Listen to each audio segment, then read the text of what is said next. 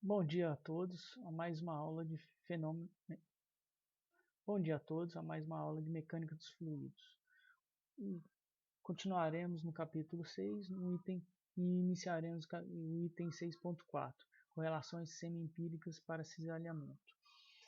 Neste item, a gente vai tratar o escoamento como sendo um fluido incompressível, ou seja, a massa específica dela é constante em todo o escoamento, e um fluido newtoniano. Fluido newtoniano, trabalhamos com a viscosidade dinâmica constante, ou seja, a tensão de cisalhamento é proporcional à taxa de deformação. E também consideramos que a ausência de interações térmicas, ou seja, não há presença de calor. Dessa forma, para obter a velocidade e pressão, nós conseguimos pelos dois princípios de conservação, o princípio de conservação da massa e o princípio de conservação da quantidade de movimento linear. Então, princípio de conservação da massa, nós temos a equação da continuidade, que é o gradiente produto escalar vetor velocidade. Isso é igual a zero, que nos dá essa relação da equação. Ou se não, e temos também a quantidade de movimento linear, que por ser massa específica constante e um fluido newtoniano, temos a equação de Navier-Stokes aqui mostrada. Isso serve para condições de não escorregamento das paredes. Quando nós temos não escorregamento da parede, queremos dizer que o fluido que está em contato com a parede não tem movimento, ele tem velocidade, é considerado que a velocidade ali é igual a zero, quando ele está em contato com a superfície sólida. E temos que conhecer também, uma outra condição de contorno, é conhecer os parâmetros de entrada e saída do volume de controle. Todas essas considerações que a gente faz, é tanto para escoamento turbulento quanto laminar em uma tubulação. Para escoamento turbulento, nós utilizamos o conceito de média temporal de Reynolds. Isso por quê? Porque ele não é um escoamento onde a velocidade ele é uniforme, tem uma velocidade uniforme, ou seja, ele é constante. O caso seria como o do gráfico, velocidade pelo tempo. Se fosse um caso laminar, ele seria a linha tracejada. Mas no caso de turbulento, ele é aleatório em relação a essa linha tracejada, que seria a minha velocidade média. Então, você tem uma flutuação. A flutuação seria minha velocidade U', e a minha velocidade pelo tempo seria a velocidade média mais a flutuação,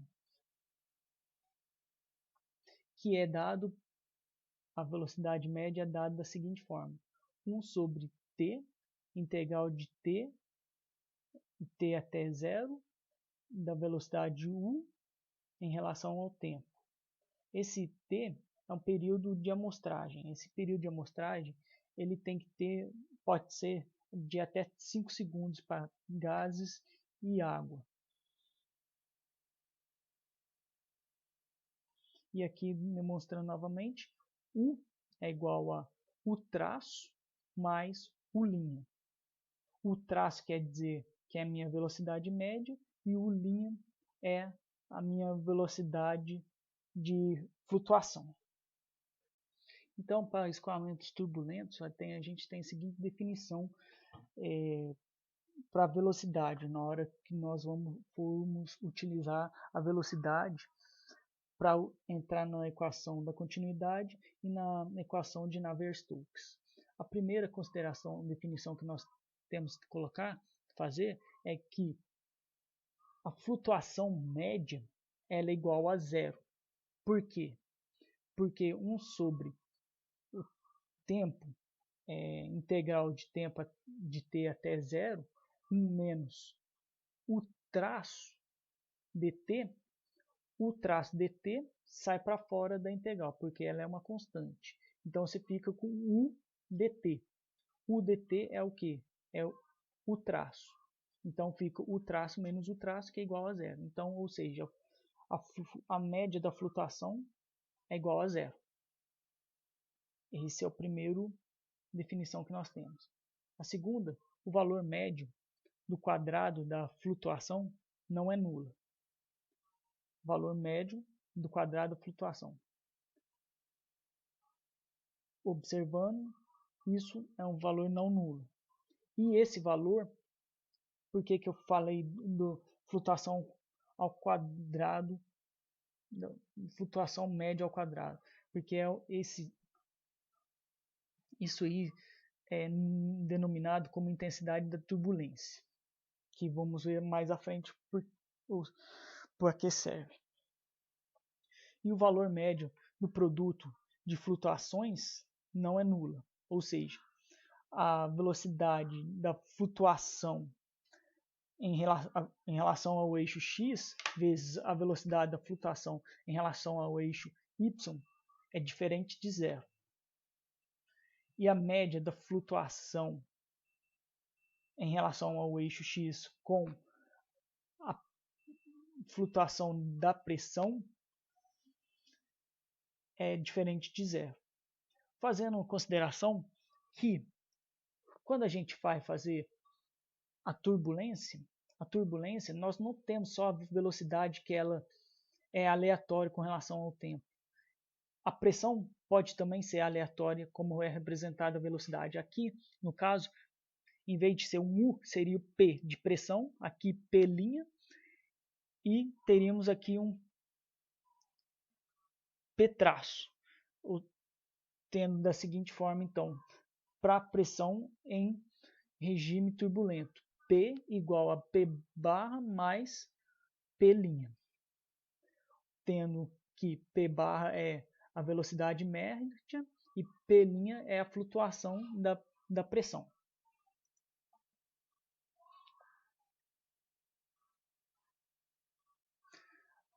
Então, a gente vai ter o chamado de equações filtradas. Substitui-se U igual a U barra mais U', V igual a V barra mais V', W igual a W barra mais W', e P igual a P barra mais P'.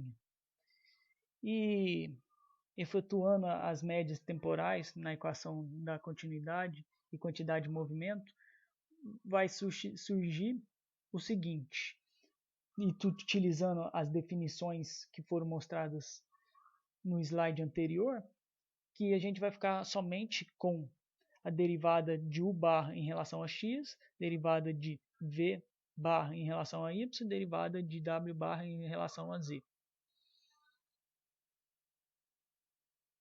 E também, aqui no princípio de conservação da quantidade de movimento linear, para uma equação de Navier-Stokes, porque utilizamos massa específica constante e viscosidade dinâmica também constante, vamos observar apenas no eixo x, pela seguinte razão: é o componente é o componente mais importante da equação da quantidade de movimento, porque é onde que o escoamento é a direção onde que está ocorrendo o escoamento. As demais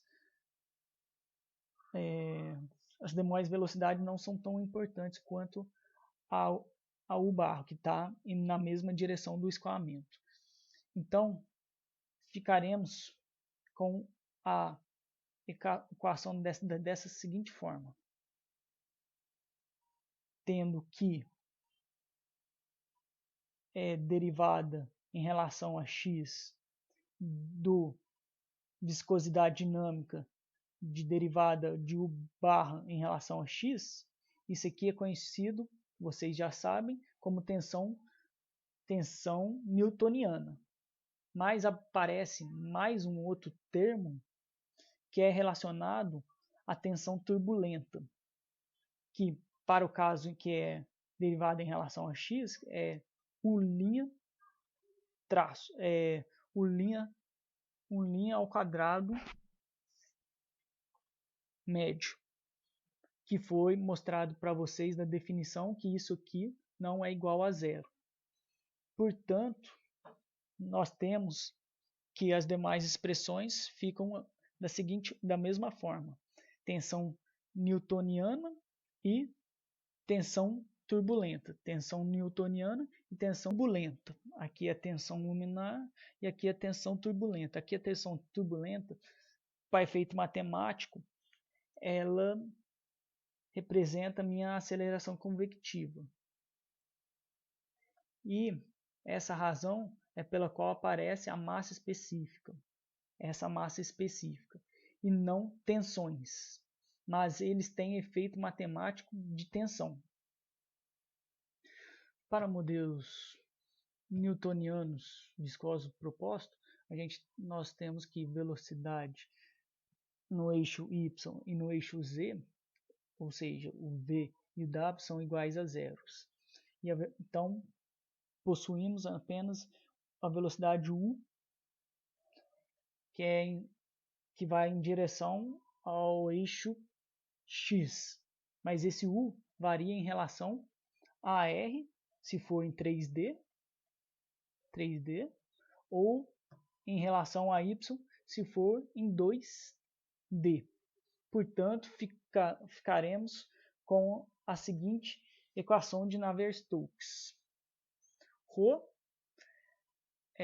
vezes derivada de u médio em relação ao tempo é igual a menos derivada da pressão média em relação a x mais Rho g de x mais derivada da tensão em relação a y. Nos escoamentos em dutos e em camada limite, a tensão Rho vezes a tensão média em linha mais a velocidade média de V em relação a V' associada à direção normal à parede é dominante, e podemos obter uma forma aproximada mais simples e de excelente precisão para a equação da quantidade de movimento na direção principal. Então, ficamos da seguinte forma: a tensão é igual à tensão laminar mais a tensão turbulenta. Ficamos com viscosidade dinâmica derivada da velocidade u, derivada a velocidade média na direção x, e, como eu acabei de falar, vou trabalhar com a vazão mássica não, massa específica vezes U' vezes V' médio, que é onde são as forças dominantes na parede em direção ao eixo Y, em que isso aqui é a tensão laminar e isso aqui para mim é a tensão turbulenta.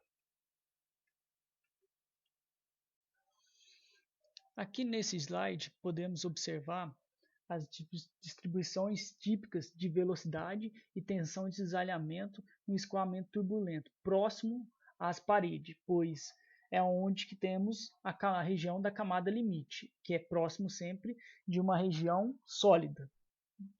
Então, o primeiro gráfico demonstra y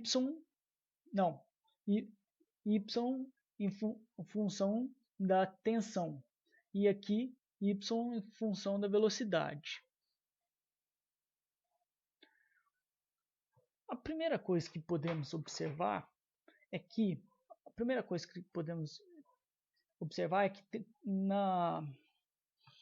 no escoamento turbulento temos três regiões de análise. Temos a região que é chamada de subcamada viscosa, a camada externa e a camada intermediária ou de superposição.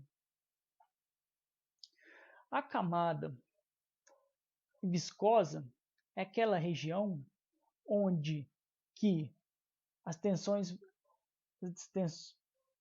viscosas são dominantes. E podemos observar aqui, ó, subcamada, é nessa região. Temos a camada intermediária ou de deposição, superposição, e a camada turbulenta ou externa. Se observarmos, quando a gente vem na mesma linha, observamos que tanto a tensão laminar quanto a tensão turbulenta trabalham na região de subcamada.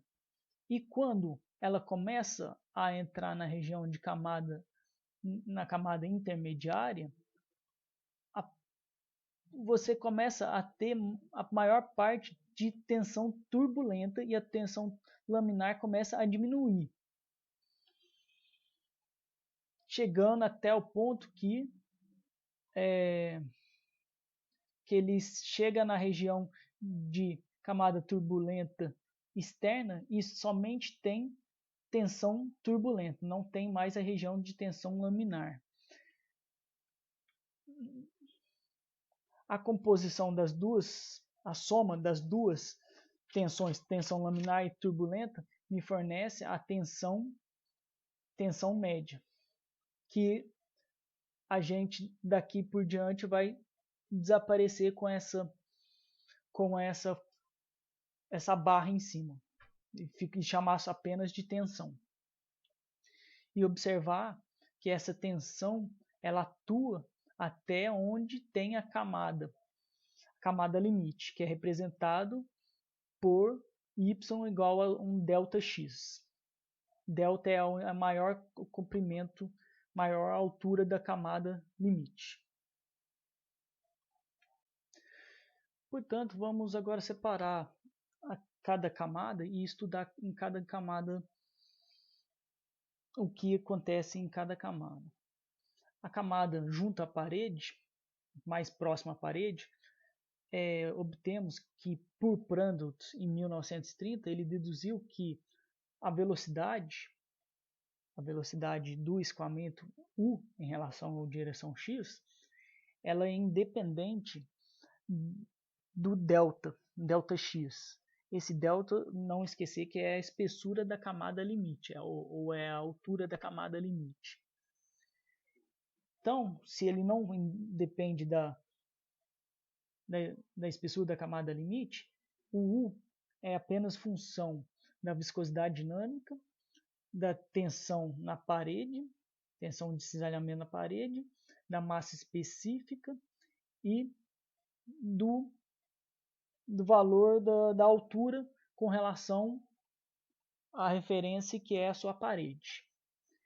Com isso, ele fazendo a análise dimensional, temos o seguinte resultado. U+, que é uma velocidade adimensional, é igual a velocidade U sobre a velocidade U asterisco. Essa velocidade U asterisco ela é representada por uma tensão na parede dividido por ρ. Isso tudo elevado a uma raiz.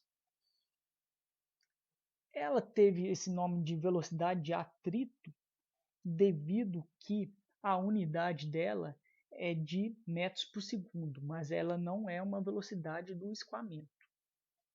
E ela é um atrito por causa devido à tensão que existe na parede.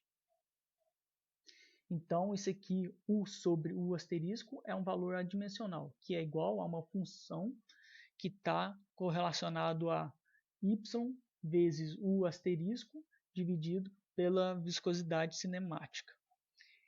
Isso é a minha lei, conhecida como lei da parede. Já para a região de camada externa, Karman, em 1933, deduziu que a velocidade U dentro da camada limite, ele é independente da viscosidade dinâmica, mas já é dependente da espessura da camada limite, ou seja, o ΔX, que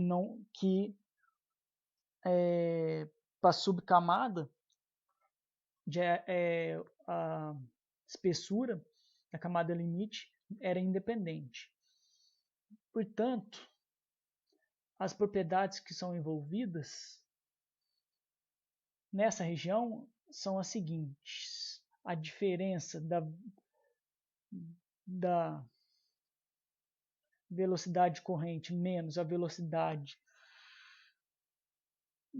dentro da camada limite, na região externa, ela é em função da espessura da camada limite, da tensão na parede, da massa específica e da altura.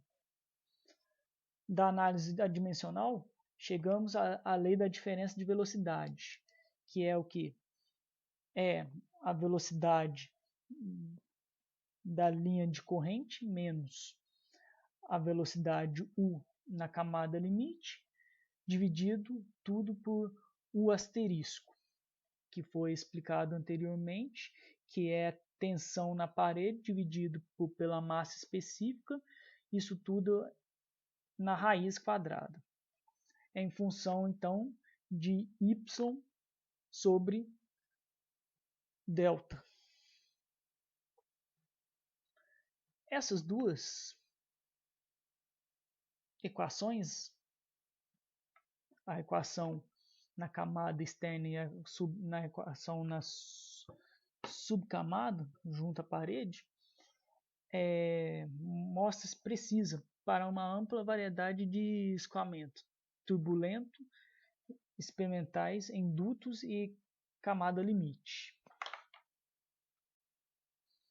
E agora, já para a camada intermediária, em 1937, foi mostrado que, fazendo a superposição das duas equações anteriormente escritas, a de Prandtl e a de Karman,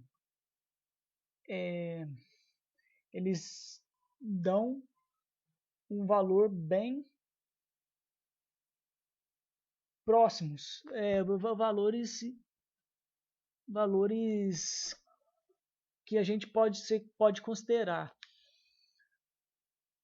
para essa camada intermediária, se fizermos ele logaritmicamente. Ou seja, temos que ter que a equação fique da seguinte forma: U dividido por U asterisco é igual a 1 sobre K, ln de Y, U asterisco sobre a viscosidade cinemática mais B, sendo que B e K são constantes e que depende da rugosidade da parede que você está utilizando. Em paredes lisas, temos que o K é igual a 0,41 e B é igual a 5.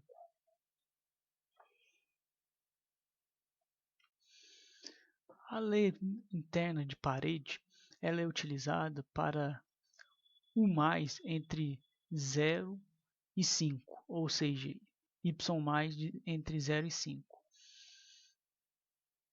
Quando consideramos U sobre U asterisco igual a Y vezes U asterisco dividido pela viscosidade cinemática. O mais, então, é igual a Y mais. Essa equação representa uma velocidade viscosa linear. Em Y mais igual a 30, ela faz uma junção com a lei logarítmica, que é obtido experimentalmente e que foi feito com a sobreposição das duas equações, a equação da lei da parede e a equação de escoamento de camada externa. A subcamada viscosa se estende 2% do perfil onde há diferença de velocidade, do perfil de velocidade, e pode ser então desprezado, considerando que é uma pequena camada entre a parede e até a camada limite, até a borda da camada limite. Ele só representa 2%. Assim, a lei logarítmica é utilizada em toda essa região. E tem uma grande aproximação para resolver os problemas de escoamento turbulento.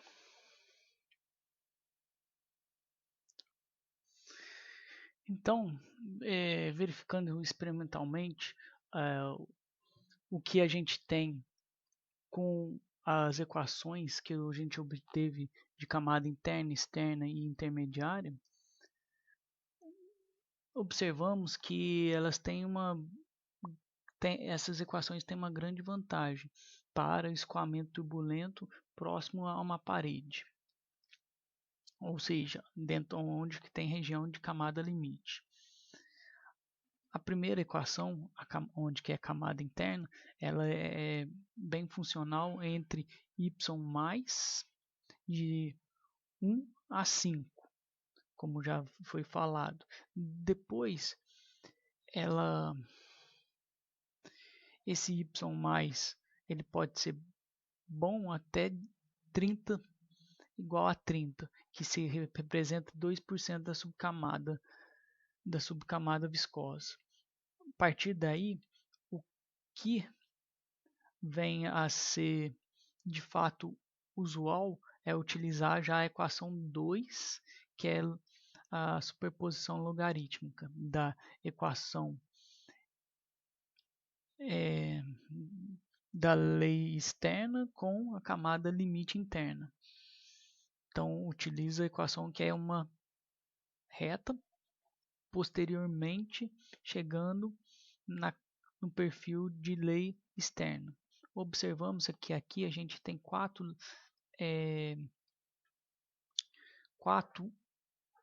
linhas, curvas, e essas curvas estão atreladas, forte aumento de pressão, escoamento sobre uma placa plana, escoamento de tubos e forte queda de pressão. Todas essas estão atrelados à variação de pressão que você tem. Se você tem um aumento de pressão, é maior a curva. Quanto menor a queda, quando a queda for forte, mais próximo à reta ele fica. E assim por diante.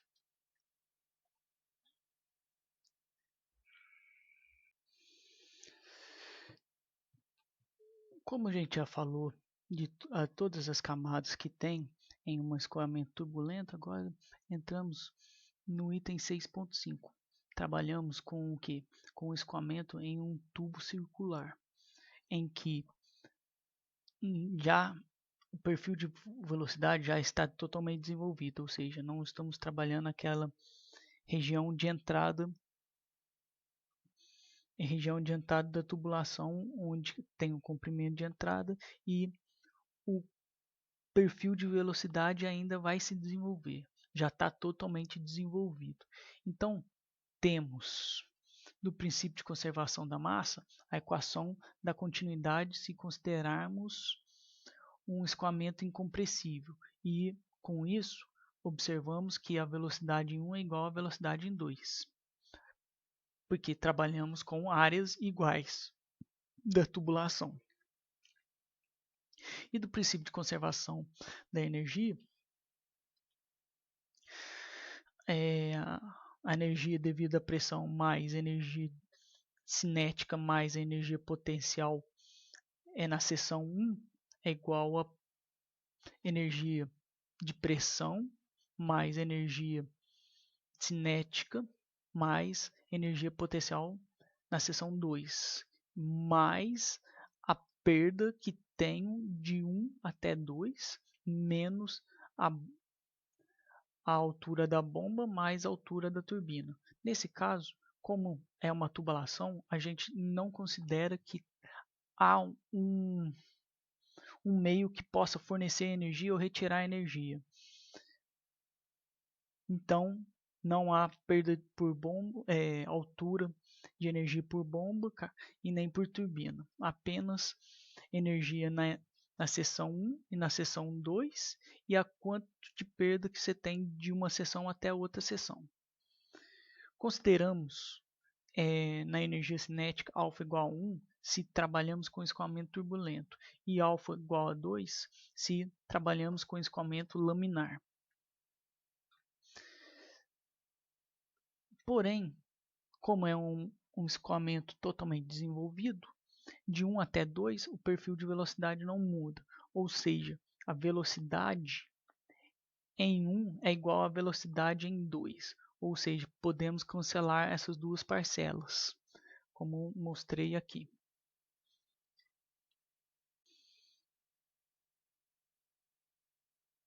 Então, assim, isolando a equação do princípio de conservação da energia, a perda de carga, temos que P1 menos P2 dividido por gama mais alfa V1 ao quadrado menos V2 ao quadrado dividido por 2G mais Z1 menos Z2. Isso podemos mostrar que a perda de carga de 1 até 2 é igual à variação da pressão de 1 até 2 dividido por gama mais alfa delta V2 sobre 2G mais delta Z. Observamos que em escoamento totalmente desenvolvido, como já foi falado no slide anterior, a segunda parcela do lado direito, que é com relação à energia cinética, ela é igual a zero. Muitas vezes, quando trabalhamos com perdas de carga, a gente tem, na hora que a gente faz nossos gráficos, dois tipos de linhas. As linhas piezométricas, que consideram apenas a energia estática e a energia potencial. Mas sabemos que existe essa velocidade tanto na seção 1 quanto na seção 2, e elas são energias também, mas quando você faz a variação, elas se cancelam. Então, muitas vezes também se trabalha com linha de energia, que é considerando a energia cinética. Então, falamos de energia estática, energia cinética mais energia potencial. Utilizando agora o princípio da conservação da quantidade de movimento linear no eixo X, que é a direção que a gente fala que é a direção do escoamento, fizemos já essa equação, obtemos essa equação no capítulo 4, que é a equação diferencial, que é o capítulo 3, que é a equação integral para um volume de controle, que é o quê? Que a força é igual a um somatório da força de campo mais somatório da força de superfície, que é igual à derivada em relação ao tempo da integral de ρu em relação ao volume, mais a integral de superfície de controle de ρu vezes a velocidade em direção ao normal da área. Assim ficamos que força de campo é o quê? Que força de campo que nós temos? É o peso que está relacionado à aceleração da gravidade. Então é ρπr ao quadrado, delta L, gx, mais, por que gx? Porque estamos na direção do fluxo, mais delta P, πr ao quadrado, para isso me dá força, que é delta P vezes área, menos, porque é contrário à força do escoamento, menos tensão de cisalhamento na parede, vezes 2πr vezes ΔL. 2πr, por quê? Porque é em toda a superfície da parede. E vezes ΔL para dar o volume, para dar toda a tubulação, toda a superfície da parede. Igual M, vazão máxima, vezes velocidade na seção 2 menos velocidade na seção 1. Fazendo aqui as simplificações, cortamos πr ao quadrado em todos os termos. Para isso eu tive que multiplicar r, né, no numerador, então dividir por r para ficar a mesma coisa. Dessa forma eu consegui cortar πr ao quadrado. E também aqui tem um ΔL, g de x. G de x é o que? É g seno de θ. Então, assim, ΔL vezes seno desse ângulo que está aqui mostrado é meu ΔZ. Então, fico com ρg ΔZ mais ΔP menos 2 tensão de cisalhamento na parede ΔL sobre R, que é igual a 0. Dividindo por ρg e isolando ΔZ mais ΔP, temos que isso aqui é o que? É minha linha pesométrica, que é igual ao que sobrou para o outro lado, para o outro termo, que é 2 tensão na parede vezes ΔL sobre ρgr. E isso é o que? É que está mostrado no slide anterior, é a minha perda de carga de 1 até 2. Então, da análise dimensional, para encontrar a tensão de cisalhamento na parede, fazemos da seguinte forma. Ele é função do diâmetro, da rugosidade, da massa específica, da viscosidade dinâmica e da velocidade.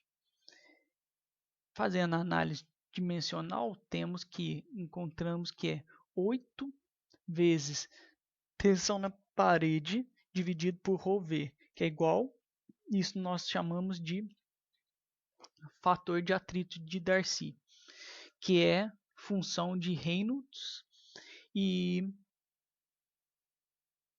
da rugosidade adimensional. Substituindo isso que nós encontramos na equação anterior, aqui, substituímos, na verdade, aqui na tensão de cisalhamento na parede, encontramos que a perda de carga de 1 a 2 é 2 ΔL ρ g r vezes a tensão na parede, que é ρv ao quadrado f dividido por 8. Isso me dá que a perda de carga de 1 até 2 é o fator de atrito vezes L dividido por D vezes V ao quadrado sobre 2G. Essa equação é conhecida como Darcy-Weisbach, válido para escoamento tanto em dutos de qualquer seção transversal e de qualquer tipo de regime, laminar ou turbulento. Agora, encontrando as equações do movimento ou do princípio de conservação da massa, equação da continuidade e o princípio de conservação da quantidade de movimento linear, em vez de ser para coordenadas x, y, z, vamos agora utilizar coordenadas cilíndricas, que é em função de r, θ e x.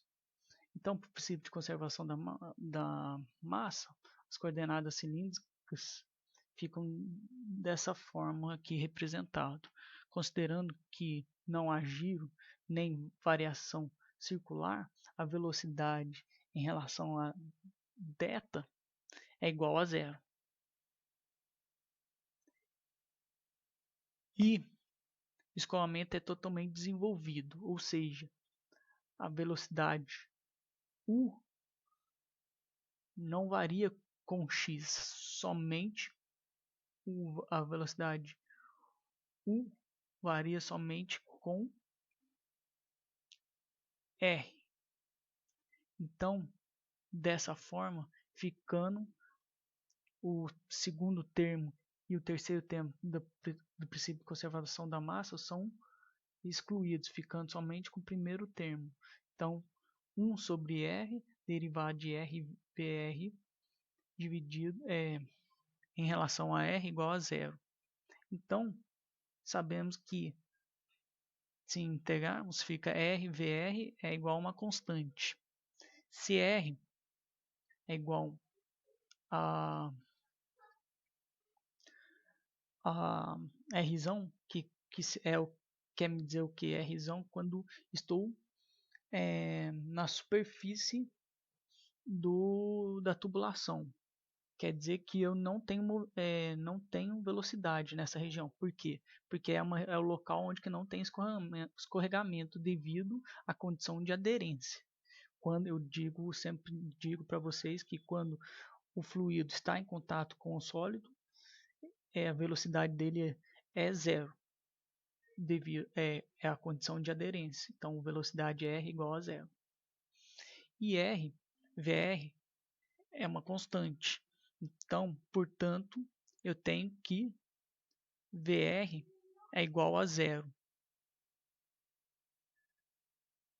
E assim, a velocidade U só é em função de R, do raio. Ele não varia com x ou com θ. A velocidade U só varia com relação ao raio.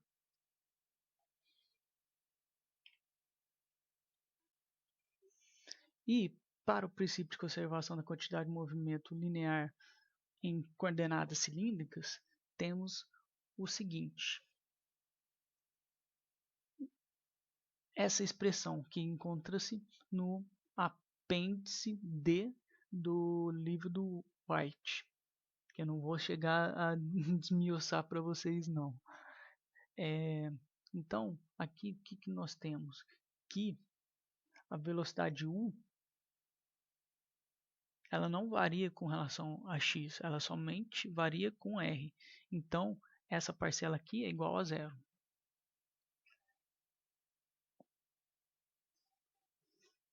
Portanto, podemos fazer a seguinte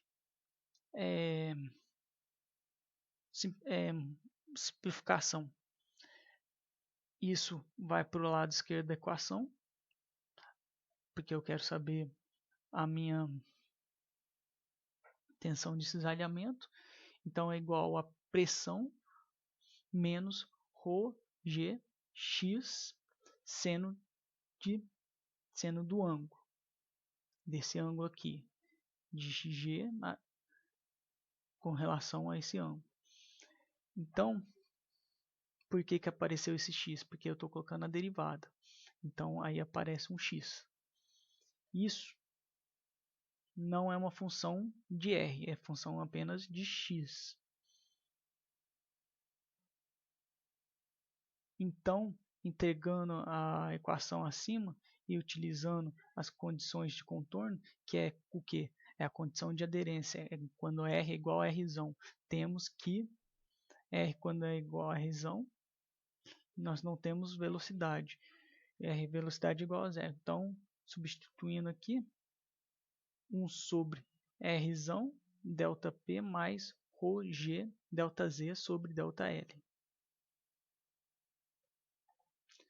Então, a aula de hoje se encerra por aqui e a semana que vem a gente dá continuidade fazendo exercício e demonstrando as soluções para o escoamento laminar e turbulento.